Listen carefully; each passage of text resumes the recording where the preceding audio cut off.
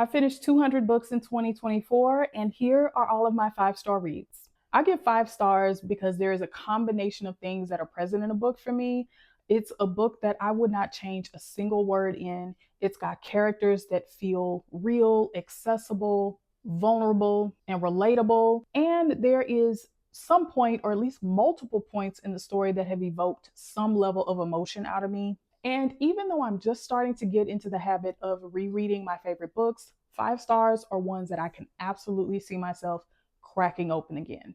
Anxious People by Frederick Bachman was my first read of his, and this was such a beautifully messy story. I thought I was walking into this one and getting a mystery, but this was just really about flawed people just trying to do their best in a chaotic world. At its core, it's a story about empathy, about being able to see others outside of the own bubble that we live in. It follows a group of characters caught up in this strange hostage situation, but it's so much more than that. By the end of this book, I was in love with every single character, even the ones that I couldn't stand initially. This book expressed themes like forgiveness, second chances, and the way we impact each other's lives without even realizing it. And it just reminded me that everyone is carrying something. So I'm going to do Children of Blood and Bone and Children of Virtue and Vengeance together. Both of these were 5-star reads for me. On the surface, they are YA fantasy. It's action-packed. It's got incredible lore and magic. And it's got themes of oppression and resilience kind of wrapped up in the generational trauma caused by systems of power. In the Children of Blood and Bone, we see the fight to reclaim magic as I would say a metaphor of reclaiming identity and culture.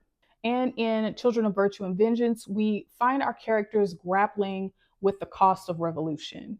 I felt like this story shined because it doesn't shy away from the hard question of balancing justice versus vengeance. And it really looks at what it takes to really break the cycle of oppression. And this is explored through the politics, and this is explored through the culture and at the familial level. There is a third book to this trilogy, and unfortunately, I did DNF it. I just felt like that book went in a completely different direction. And I was very satisfied with the ending of Children of Virtue and Vengeance. And I just felt like in my head, I'm just going to consider this a duology. So I'm going to do The Long Shot by Kennedy Ryan and Moth to a Flame by Ashley Antoinette together because they tackle some really tough themes that you don't typically see in romance. Both of these are not just love stories, even though you'll find them in the romance section. They're really cautionary tales about manipulation, domestic violence, and those really insidious ways that people are groomed into those relationships. Yes, both of these are heavy, but they both shine a light on how love can be used as a weapon or as a source of healing. The only difference between the two for me really is the tone, where Moth to a Flame is going to be urban fiction and Long Shot is contemporary romance. The Boy in the Striped Pajamas is set in one of the darkest times in history, and this was a middle grade read that was surprisingly impactful and profound for me. For me, this story was about innocence and ignorance and the cost of keeping those dark truths from children. It's one of those unforgettable reads. And I don't know that I can handle the movie, honestly. Don't Cry for Me by Daniel Black is pure emotional devastation. But if you've read anything else by Daniel Black, then you already know this. It's a story about redemption from the POV of a homophobic father who is trying to make peace with his estranged son, who he has lost connection with because his son is queer. What made this book shine for me is that it is a demonstration that healing, especially undoing generational toxicity, is not linear and it takes a very long time. It's not going to take just one conversation.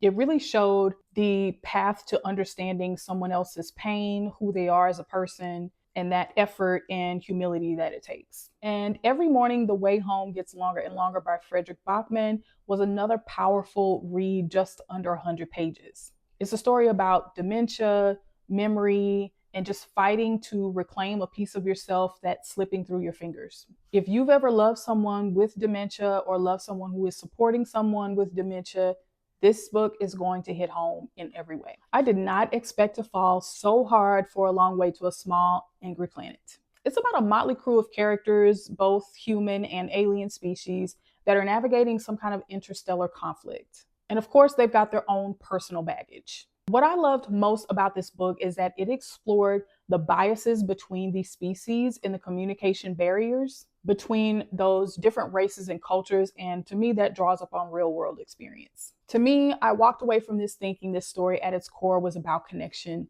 and empathy. And I just love this so much. I've already read book 2 in the series. Replay by Ken Grimwood is like the Mandalorian effect meets the butterfly effect. It follows a man named Jeff. I think he's like in his 40s, and he dies but wakes up one day in his 18-year-old body, but he has retained all of his memories. This book shines because it explores the concept of second chances, but it adds in this mystery factor, which is the weight of knowledge. Because who hasn't had that conversation of, if you could go back into the past with the knowledge that you have today, how would you use it? Most of us think, oh, I would buy that stock. We think of something that would create wealth or better circumstance from what we have right now.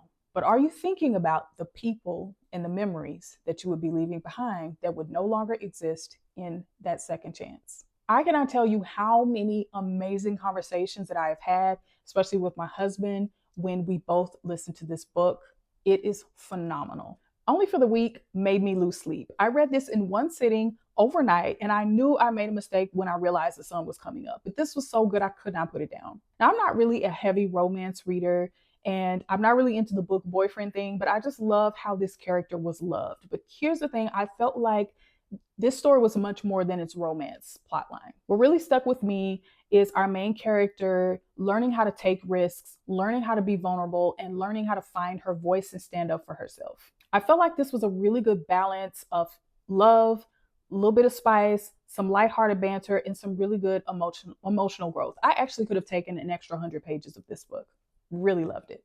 The Addict Child nearly wrecked me. This story was about forgotten voices and those lives that are often left out of the history that is written. It really hit hard for me as a parent because it's something that no parent really wants to think about, is what would happen to my child and what kind of care would they be in if I were to unexpectedly not be here anymore. This story dives deep into neglect and abuse and entrapment that I can only imagine so many children have faced, especially set in this historical time. The story unfolds across 2 timelines, past and present. We're following 2 main characters. And it was really written in like this heartbreaking parallel between how history is written versus the lived experiences of the people who are going through it. It does such a beautiful job of showing how people can deceive themselves into thinking that they're doing something good when they're actually not, just because that's how society is set up. I mean, the cruelty was baked into the system from the get-go. I can't say enough about this story.